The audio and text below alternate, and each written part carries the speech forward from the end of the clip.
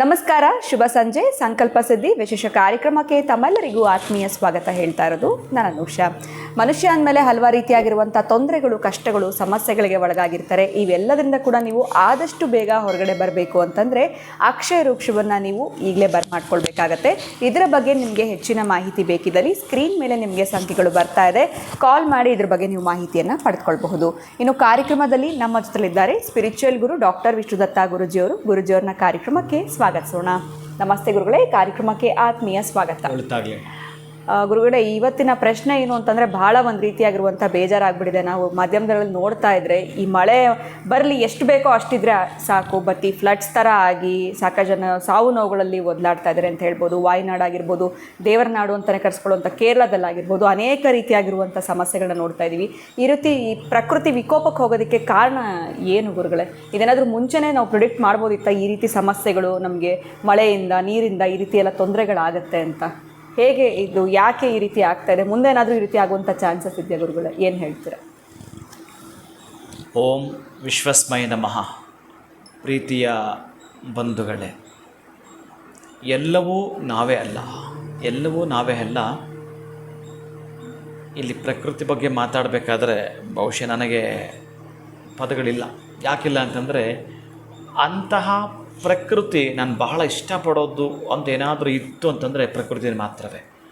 ಬಹಳ ನಾನು ಅಷ್ಟಿಷ್ಟಲ್ಲ. ಅದೇ ಒಂದೊಂದು ಕೂಡ ನಾನು ಹಾಗೆ ಫೀಲ್ ಮಾಡ್ಕೊಳ್ತಾ ಬರ್ತೀನಿ ತುಂಬ ಚೆನ್ನಾಗಿ. ಆ ಕಾಂಡ, ಆ ಎಲೆ, ಆ ಬಣ್ಣ, ಯಾರು ಅದಕ್ಕೆ ಬಳೆದವರು? ಯಾರು ಇದಕ್ಕೆ ಈ ಬಣ್ಣ ಬಳೆದವರು? ಹಸಿರು ಬಣ್ಣ ಬಳೆದಿದ್ದು ಯಾರು? ಆ ಕಾಂಡಕ್ಕೆ ಆ ಬಣ್ಣ ಬಳೆದವ್ರು ಯಾರು? ಆ ಬೇರೊಳಗೆ ಆ ಬಣ್ಣ ಬಳೆದವ್ರು ಯಾರು?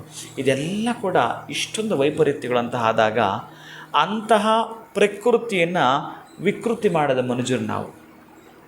84 ಲಕ್ಷ ಜೀವರಾಶಿ ಅಂತ ನಾನು ಮೊನ್ನೆ ಹೇಳಿದೆ ಅಲ್ವಾ? ಅಂತಹ 84 ಲಕ್ಷ ಜೀವರಾಶಿಯಲ್ಲಿ ಮನುಷ್ಯ ಒಬ್ಬನೇ ಒಬ್ಬ ಮಹಾಕ್ರೂರಿ. ಇನ್ನೆಲ್ಲವೂ ಕೂಡ ಸಾಮಾನ್ಯವಾಗಿ ಅದಕ್ಕೆ ಸಂಬಂಧಪಟ್ಟ ತಿಳುವಳಿಕೆ ಅದು ಜೀವನ ಮಾಡ್ತಾ ಇದೆ. ಸಂತೋಷವಾಗಿರುತ್ತೆ, ಆ ದಿನವನ್ನು ಸಂತೋಷವಾಗಿ ದೂಡುತ್ತೆ. ಮನುಷ್ಯ ಸಂತೋಷ ಅಂತ ಹೆಸರಿಟ್ಕೊಂಡಿರ್ತಾನೆ, ಅವನು ಅಸಂತೋಷವಾಗಿರುತ್ತಾನೆ, ಅವನು ವಿಕೃತಿಯಾಗಿರುತ್ತಾನೆ, ದೊಡ್ಡ ಮಟ್ಟದ ವಿಕೃತಿಯಾಗಿರುತ್ತಾನೆ. ಬಹುಶಃ ಪ್ರಕೃತಿ ನಮಗೆ ಇಂಥ ಕಡೆ ಅಂಥ ಕಡೆ ಅಂತ ಏನಿಲ್ಲ. ಆ್ಯಕ್ಚುಲಿ ಅದು ಕೇರಳ ದೇವನಾಡು ಅಂತ ಕರೀತಾರೆ. ಅಲ್ಲಿನ ಶಂಕರಾಚಾರ್ಯರು ಕಾಲ್ನಡಿಗೆಯಲ್ಲಿ ಸಂಚರಿಸಿದ್ದು ಅಂತಹ ನಾಡದು. ಬಹುಶಃ ನಿಮಗೆ ಹೆಚ್ಚಿಗೆ ಏನಾದರೂ ಹಿಂಸೆ ನಡೀತೆ ಅಂದರೆ ಅಲ್ಲೇ ನಡೀತಾ ಇರ್ತಕ್ಕಂಥದ್ದು. ಅದು ಎಲ್ಲ ಥರದ ಹಿಂಸೆಗಳು ಅಲ್ಲೇ ನಡೀತಾ ಇದೆ, ಬಹಳಷ್ಟು ಹಿಂಸೆಗಳು ನಡೀತಾ ಇದೆ. ಹಾಗಂತೇಳಿ ಹಿಂಸೆ ನಡೀತಾ ಇದೆ ಅಲ್ಲಿ ಮಾತ್ರ ಆಗತ್ತೆ ಅಂತ ಅಲ್ಲ. ಪ್ರಕೃತಿಗೆ ನಾವು ಎಲ್ಲೆಲ್ಲಿ ತೊಂದರೆ ಕೊಟ್ಟಿದ್ದೀವೋ ಅಲ್ಲಿ ಒಂದು ಸಲ ಈ ಕಡೆಯಿಂದ ಆ ಕಡೆಗೆ ಆಗ್ಬೋದು, ಅಥವಾ ಆ ಕಡೆಯಿಂದ ಈ ಕಡೆ ಆಗಿರ್ಬೋದು. ಅತಿವೃಷ್ಟಿ, ಅನಾವೃಷ್ಟಿ ಮೊನ್ನೆಯಷ್ಟೇ ಬಂದದ್ದಕ್ಕಾಗಿ ನಾನು ಮಾಸ್ಕ್ ಹಾಕ್ಕೊಂಡಿದ್ರ ಬಗ್ಗೆ ಹೇಳ್ತಾ ಇದ್ದೆ. ಯಾಕೆ ನಾವು ಮಾಸ್ಕ್ ಹಾಕ್ಕೊಂಡಿದ್ದೀವಿ ಅಂತಂದರೆ, ಈ ಪ್ರಕೃತಿಯಲ್ಲಿ ನಾವು ಮಾಡಿರ್ತಕ್ಕಂತಹ ಅತ್ಯಾಚಾರ, ಅನಾಚಾರ, ಕಂದಾಚಾರಗಳಿದ್ದಾವಲ್ಲ, ಇದನ್ನು ಮಾಡಿರ್ತಕ್ಕಂಥ ತಪ್ಪಿಗೆ ಆ ಪ್ರಕೃತಿಗೆ ಮುಖ ತೋರ್ಸೋಕ್ಕೆ ನಾಚಿಕೆ ಆಗಿ ನಾವು ಮಾಸ್ಕ್ ಹಾಕ್ಕೊಂಡಿರೋದು. ರೋಗ ಬರೋದು ಅದೇ ಆಮೇಲೆ ಮಾತಾಡೋಣ. ಮಾಸ್ಕ್ ಹಾಕಿದ ಉದ್ದೇಶ ಅದು ನಮ್ಮದು. ಅದಕ್ಕಾಗಿ ಮನುಷ್ಯ ಈ ರಾಮ ಸೇತುವೆ ಕಟ್ಟಬೇಕಾದ್ರೆ ಅಲ್ಲಿ ಅಳಿಲು ಕೂಡ ಒಂದು ಸೇವೆ ಮಾಡ್ತಂತೆ, ಗೊತ್ತಲ್ಲ ನಿಮಗದು? ಅಳಿಲು ಸೇವೆ ಅಂತ ಕರೀತಾರೆ, ಸಾಮಾನ್ಯ ಅಳಿಲು ಸೇವೆ ಅಂತ ಕರೀತಾರೆ. ನೀವು ಅಷ್ಟೇ, ನೀವು ಹೋಗಲ್ಲಿ ಏನೋ ಮಾಡೋಕ್ಕಾಗಲಿಲ್ಲ ಅಂದರೂ ಕೂಡ ಕೊನೆ ಪಕ್ಷ ಅಟ್ಲೀಸ್ಟು ನಮ್ಮ ಪ್ರಾಂತ್ಯದಲ್ಲಿ ಆ ಮಣ್ಣನ್ನು ಉಳಿಸುವ ಸಲುವಾಗಿ, ಆ ತರಹದ್ದು ಫ್ಲಡ್ ಬರಬಾರ್ದು ಅನ್ನೋ ಸಲುವಾಗಿ ಎಲ್ಲೋ ನಿಮ್ಮ ತಂಡವನ್ನು ಕಟ್ಕೊಂಡು 4 ಗಿಡ ವರ್ಷಕ್ಕೆ ನಿಮ್ಮ ಮಕ್ಕಳ ಬರ್ಡೇ ದಿವಸನೋ, ಮದುವೆ ದಿವಸನೋ, ಈ ಥರ ದಿನಗಳಲ್ಲಿ ಅಲ್ಲೊಂದು ಗಿಡವನ್ನು ನೆಡ್ತಕ್ಕಂಥದ್ದು ಹುಟ್ಟಿದ್ದಕ್ಕಾಗಿ ಸಾರ್ಥಕ ಬೇಕಲ್ಲ. ಈ ಮಣ್ಣ ಮೇಲೆ ನಡೆದಿದ್ದೀವಿ, ಅವಳು ಋಣ ತೀರಿಸ್ಕೋಬೇಕಲ್ಲ. ಈ ಗಾಳಿಯನ್ನು ಬಳಸ್ಕೊಂಡಿದ್ದೀವಿ, ಅದು ಋಣ ತೀರಿಸ್ಕೋಬೇಕಲ್ಲ. ಈ ಬೆಳಕನ್ನು ಯೂಸ್ ಮಾಡ್ಕೊಂಡಿದ್ದೀವಿ, ಅದು ಋಣ ತೀರಿಸ್ಬೇಕಲ್ಲ. ಅದಕ್ಕಾಗಿ ಪ್ರೀತಿಯ ಬಂಧುಗಳೇ, ಎಲ್ಲದಕ್ಕೂ ಸೇರಿ ಈ ಕೈಯಲ್ಲಿ ಆಗದವನು ಕೂಡ ಮಾಡ್ಬೋದಂತೆ, ಕೈಯಲ್ಲಿ ಆಗದವನು ಸಹಿತ ಮಾಡೋದಿದೆಯಂತೆ. ಇನ್ನು ನಾವು ಕೈಯಲ್ಲಿ ಆಗೋವಂಥವ್ರು ಬಹುಶಃ ಏನು ಮಾಡ್ಬೋದು, ಹೇಗೆ ಮಾಡ್ಬೋದು ನನ್ನ ಪ್ರಕಾರ ಈ ಪಂಚಯಜ್ಞಗಳು ಅಂತ ಬರ್ತವೆ. ಆ ಪಂಚಯಜ್ಞಗಳಲ್ಲಿ ಬಹಳ ಪ್ರೀತಿ ಆಧಾರದಿಂದ ಮಾತಾಡ್ತಕ್ಕಂತಹ ಒಂದು ಯಜ್ಞ ಅಂತಂದರೆ ಭೂತಯಜ್ಞ ಅಂತ ಕರೀತಾರೆ. ಆ ಭೂತಯಜ್ಞ ಇದೆ ಈ ಪ್ರಾಣಿ ಪಕ್ಷಿಗಳಲ್ಲಿ, ಈ ಪ್ರಕೃತಿಯಲ್ಲಿ ದಯೆ ತೋರಿಸುವಂಥದ್ದು. ಆ ದಯೆ ತೋರಿಸ್ತಕ್ಕಂಥದ್ದು ಇನ್ನು ಉಳಿದ 4 ಯಜ್ಞಗಳಿಗಿಂತ ಶ್ರೇಷ್ಠವಂತೆ. ಅಂಥ ಈ ಭೂತ ಯಜ್ಞವನ್ನು ನೀವು ದೀಕ್ಷಾಬದ್ಧರಾಗಿ ತೆಗೆದುಕೊಳ್ತಕ್ಕಂಥದ್ದು. ನಾನು ಹೇಳಿದೆ, ನೀವು ಯಾವುದೇ ಪ್ರೇಯರ್ ಮಾಡುವ ಮುನ್ನ, ಅಪ್ಪ ಈ ದೇಶ ಚೆನ್ನಾಗಿರಬೇಕು, ಈ ಜಗತ್ತು ಚೆನ್ನಾಗಿರಬೇಕು, ಈ ಜಗತ್ತು ಸಂರಕ್ಷಿಸುವ ಜವಾಬ್ದಾರಿ ಏನಿದೆ, ಎಲ್ಲೂ ಕೂಡ ತೊಂದರೆ ಆಗಬಾರ್ದು ಅಂತಕ್ಕಂತಹದ್ದು ನಾನು ನಿಮಗೊಂದು ಬಾರಿ ಹೇಳಿಕೊಟ್ಟಿದ್ದೀನಿ ನಿಮಗೆ ಮಂತ್ರ ರಾಷ್ಟ್ರಾಶೀರ್ವಾದ ಅಂತ. ರಾಷ್ಟ್ರಕ್ಕೆ ಆಶೀರ್ವಾದವನ್ನು ಮಾಡು ತಂದೆ ಅನ್ನೋ ಮಂತ್ರವನ್ನು ನೀವು ಕೂತ್ಕೊಂಡು ಪ್ರೇಯರ್ ಮಾಡ್ತಕ್ಕಂಥದ್ದು. ನೀವು ಇದ್ದ ಜಾಗದಲ್ಲೇ ಪಾಪ ಅವರಿಗೆ ತೊಂದರೆ ಕೊಡಬೇಡ, ಆ ತೊಂದರೆ ಬೇಡ ಅಂತಕ್ಕಂತಹ ಮಂತ್ರವನ್ನು ಸ್ವಸ್ತಿ ಪ್ರಜಾಭ್ಯ ಪರಿಪಾಲಯಂತ ನ್ಯಾಯೇನ ಮಾರ್ಗೇನ ಮಹಿಮೈಷ ಅನ್ನೋ ರಾಷ್ಟ್ರಾಶೀರ್ವಾದದ ಮಂತ್ರ ನಾನು ಬಹಳ ಸಲ ಹೇಳಿದ್ದೇನೆ. ಅದನ್ನು ಹೇಳಿದ್ರೂ ಕೂಡ ಸಾಕಂತೆ ನೀವು ಬೆಳಗ್ಗೆ ಎದ್ದ ತಕ್ಷಣ ಆ ರಾಷ್ಟ್ರಾಶೀರ್ವಾದವನ್ನು ಮಾಡ್ತಾ ಈಗ ಎಲ್ಲೆಲ್ಲೆಲ್ಲಿ ಬಂದಿದೆ. ಈ ಬಂದ ಮೇಲೆ ಏನೇನೋ ಮಾತಾಡ್ತಾರೆ ಜನ, ನಾನು ಮೊದಲೇ ಪ್ರಿಡಿಕ್ಟ್ ಮಾಡಿದ್ದೆ, ಹೇಳಿದ್ದೆ, ಮತ್ತೊಂದು ಇನ್ನೊಂದು ಏನೇನೋ ತಿರುಚಿಬಿಡ್ತಾರೆ. ಅದೇನೇ ಅವ್ರ ಬಗ್ಗೆ ಅವ್ರು ಹೊಗಳ್ಕೊಳ್ಳೋಕ್ಕೂ ಅಲ್ಲ. ಇದು ಕಣ್ಣಿಗೆ ಕಾಣಲ್ಲ, ಹಾಗಂತೇಳಿ ನಿಮ್ಮ ಜ್ಯೋತಿಷ್ಯರು ಇಣುಕು ನೋಡಿದ್ರು ಕೂಡ ಸಾಧ್ಯವೇ ಇಲ್ಲ. ನಾನು ಏನು ಹೇಳ್ತೀನಿ ಅಂತಂದರೆ, ಹರಿಣಾಪಿ ಹರೇಣಾಪಿ ಬ್ರಹ್ಮಣಾಪಿ ಸ್ವರೈರಪಿ ಲಲಾಟ ಲಿಖಿತಾರೇಖಾ ಪರಿಮಾಷ್ಣಂ ನ ಶಕ್ಯತೆ ಅಂತ ಹೇಳ್ತಾನೆ. ಎಲ್ಲವೂ ಕೂಡ ಅವನಿಗಂತೆ ಸ್ವಲ್ಪ ಅಷ್ಟೇ ನಿಮಗೆ ಕೊಟ್ಟಿರ್ತಾನೆ. ಮಾನವ ಅಂತ ಹಾಕ್ಕೊಂಡು ಹೋಗಿದೆಯಲ್ಲ ಮುದ್ರೆ, ಅದಕ್ಕಾಗಿ ನಿನಗೆ ನೀನು ಸುತ್ತ ಇರ್ತಕ್ಕಂಥ ಏನು ಮಾಡಬೇಕಾದ್ರೂ ಇನ್ನು ಪರಿಪೂರ್ಣವಾಗಿ ಬದಲಾವಣೆ ಅವನ ಕೈಲಿದೆ ಅಂತ. ಅದಕ್ಕಾಗಿ ಅವನದನ್ನು ಮಾಡಿರ್ತಾನಂತಂದರೆ ಇನ್ನೊಂದೇನೋ ಶ್ರೇಷ್ಠತೆ ಇಟ್ಟಿರ್ತಾನಂತೆ. ಎಲ್ಲಿ ಈಗ ನೀವು ಹೇಳ್ತಾ ಇದ್ದಾರಲ್ಲ, ಈ ಅಷ್ಟೆಲ್ಲ ನೀರು ಬಂದು ಕೊಚ್ಕೊಂಡು ಹೋಯ್ತು ಅಂತ, ಎಕ್ಸ್ಟ್ರಾ ನೀರೇನು ಬಂದಿಲ್ಲ. ಒಂದು ಚೆನ್ನಾಗಿ ಜ್ಞಾಪಕ ಇಟ್ಕೊಳ್ಳಿ, ಈ ಸೃಷ್ಟಿಯಲ್ಲಿ ಈ ಭೂಮಿಯಲ್ಲಿ ಒಂದೇ ಒಂದು ಹನಿ ನೀರು ಕೂಡ ಎಕ್ಸ್ಟ್ರಾ ಬಂದಿಲ್ಲ.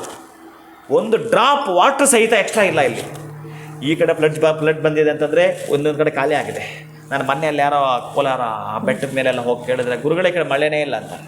ಮಳೆನೇ ಬಿದ್ದಿಲ್ಲ ಪಾಪ, ಏನೋ ಕಡಲೆಕಾಯಲ್ಲಿ ಹಾಕಿದ್ರೆ ಮಳೆನೇ ಇಲ್ಲ ಅಂತಾರೆ. ನಾರ್ತ್ ಕನ್ನಡ ಆ ಕಡೆ ಹಂಗೆ ಏನೇನಾಗಿದೆಯಲ್ಲಪ್ಪ ಅಂತಂದ್ರೆ, ಆ ಕಡೆ ಆಗಿದ್ರು ನಮಗೆ ಮಳೆನೇ ಇಲ್ಲ ಅಂತಾರೆ. ಇಷ್ಟೇ.